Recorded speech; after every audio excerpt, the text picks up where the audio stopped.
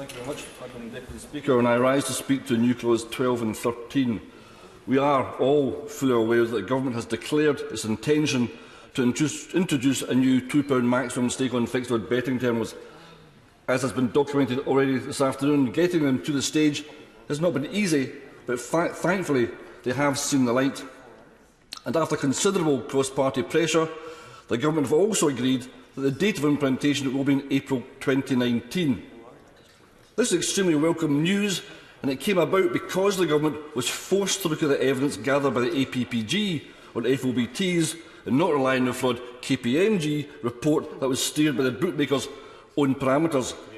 I now expect that the Government will do the decent thing and amend this bill accordingly.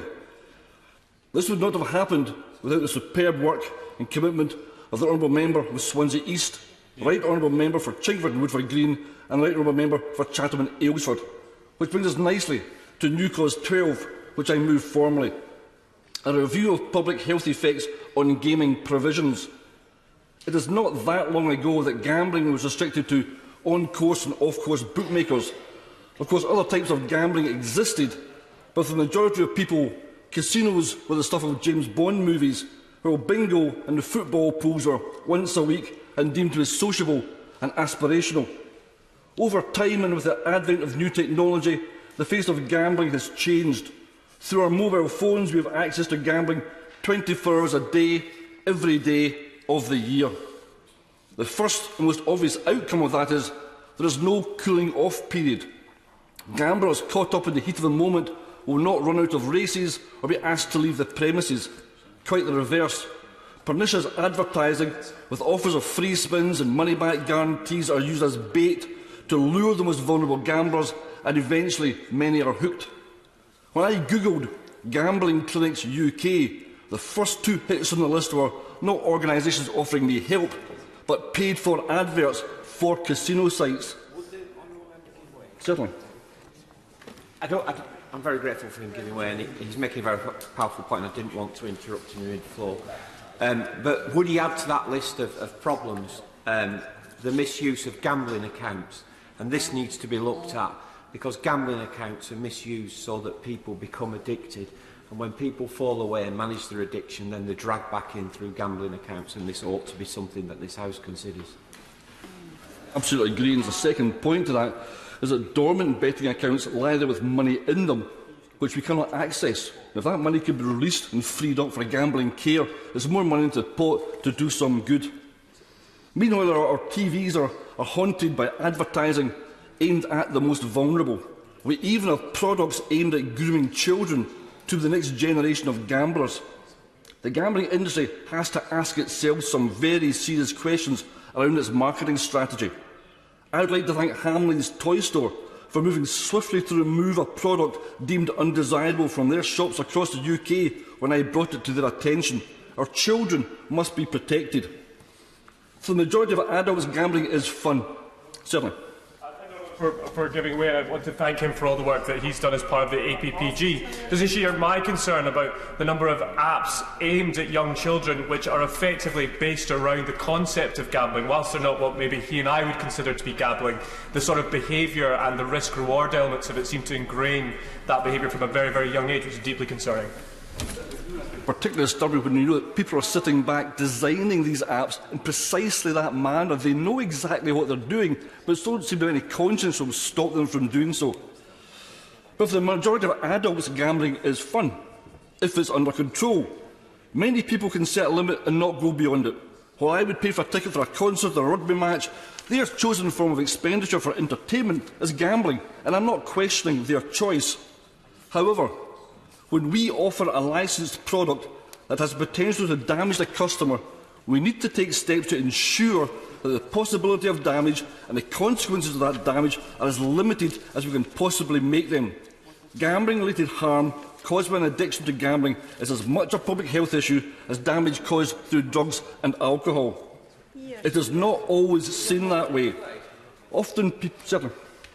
I thank the Honourable Member for giving way, and he, together with every member who has spoken so far, joined me at the launch of Gambling with Lives, a charity launched by two of my constituents who lost their son to suicide as a result of gambling addiction, does he recognise the significance of suicide as a consequence for many who are addicted to gambling, that a half of those who are addicted consider suicide at some stage?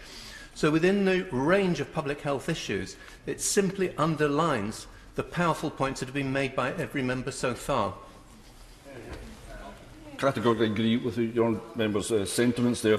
I'm going to briefly touch on that later on. It's a very sensitive subject, but as we saw at Gambling with Lives, a wonderful new organisation which is launched shouldn't have to exist in the first place, but we all recognise the terrible need for it. Often people with drug or alcohol addictions are more visible in society.